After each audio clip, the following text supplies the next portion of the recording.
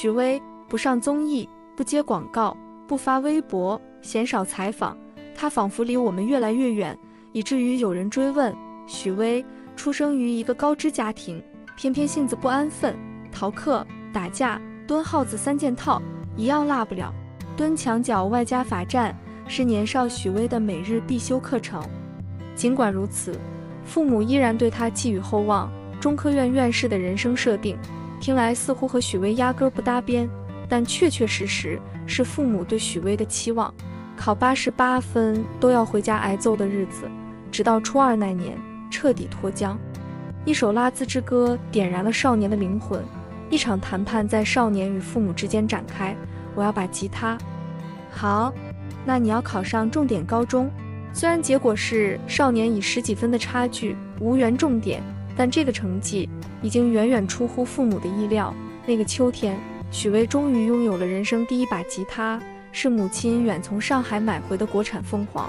眼见着许巍对音乐的痴迷到了无法扭转的局面，父母请来补课老师，从摇滚教到巴赫，从吉他教到钢琴，期望许巍能考上音乐学院。可结果是，许巍拿下西安吉他大赛第1名。少年一腔热血，收拾包裹，背上吉他就跑，跟着草台班子走学表演，以此证明自己丈量天地的无限勇气。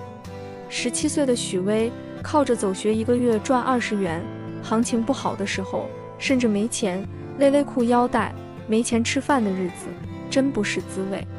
于是打道回府，入伍成为一名文艺兵，一天除了训练、执勤，时间都用来练琴和看声乐书。1年后，鉴于表现优异，许巍得到了一个保送军医大的名额。可他想也没想就给拒了。我要当崔健，我要玩摇滚乐，我要成为中国最牛的音乐人。怀着这番壮志豪情，复员后，许巍到福建干歌厅，收入不少，工作枯燥，日复一日的夜生活麻痹了他的心灵。直到黑豹 Don't Break My Heart 的出现，他醍醐灌顶，回到家过了1年啃老的生活，专心写歌。那首他自己写词谱曲的 Don't Cry Baby 成了后来被田震演唱并火遍全国的执着。但许巍并不以为意，在他心里始终认为自己能写出比这牛更多的音乐，于是组建了飞乐队，存活期9个月，一朝火遍西安城，也最终因挣不到钱无奈解散。最穷的时候，4、5块钱一碗的羊肉泡馍，许巍都吃不起，只能心里暗暗发誓，赚钱了一定要来吃个爽。1997年，许巍第1张个人专辑在别处发行，工作人员听完都说许巍要火了，就连矮大紧和窦唯都朝他竖起大拇哥。可行业内一片叫好，行业外却反向平平。千禧年第2张专辑那一年发行，卖不动就是卖不动。当理想与现实拉开一条鸿沟，再骄傲的少年也要低头看看路再走，借不到商演。许巍又回到了一穷二白的日子，人在北京城漂，出门没钱只能坐公交，3、500块钱的酒吧驻唱，堪堪够他交个房租。每天表演完下了台，就盘算着今天去哪个朋友家蹭饭吃。穷到实在没法的时候，许巍卖了他的电吉他，前脚递出自己的宝贝，转身就掉眼泪。这时候还谈什么崔健，谈什么摇滚？为了生存，理想早已面目全非。北京那么大，容得下无数人的梦想。北京那么大，大到人心空荡荡。不得已回到西安，封闭自己。他常常坐在街口，不与人交流，枯坐一整天，严重失眠，直到吃药都无法入睡，抑郁症找上了他。1999年，许巍临近崩溃的边缘，一个将音乐视为终极梦想的摇滚青年，最终在窘迫的生活前失掉尊严。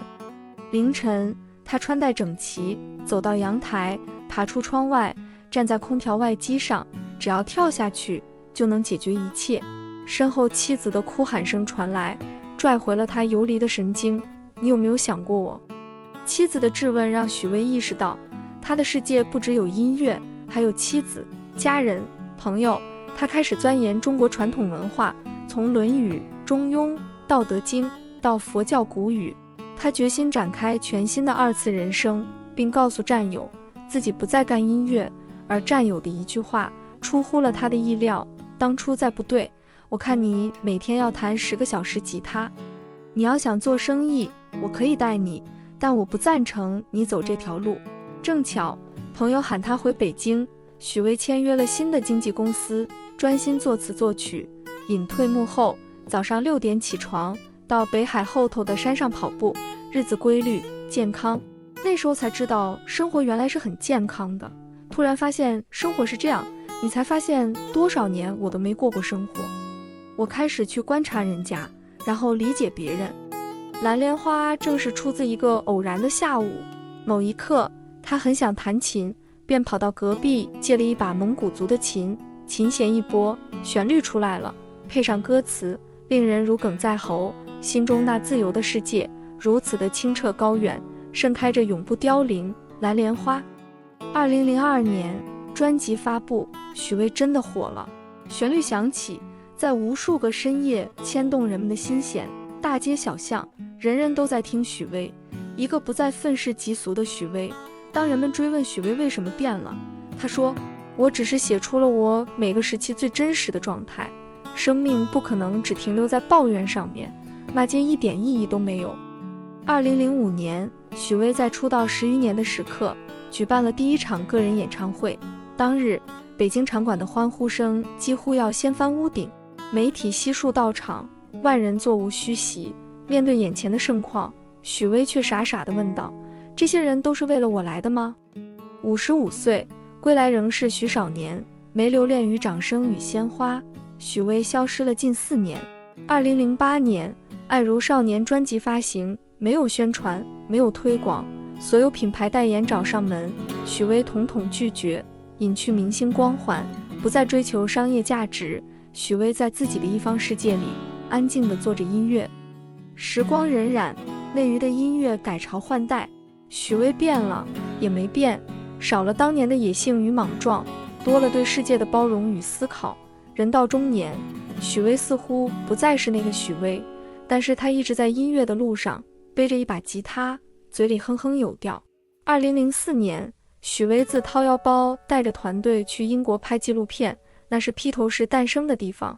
许巍在利物浦洞窟酒吧连唱8首，在名人墙上按上了刻有自己名字的砖头。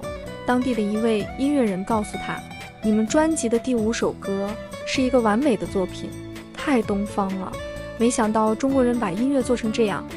这句夸赞让向来沉默的许巍发自内心的笑了。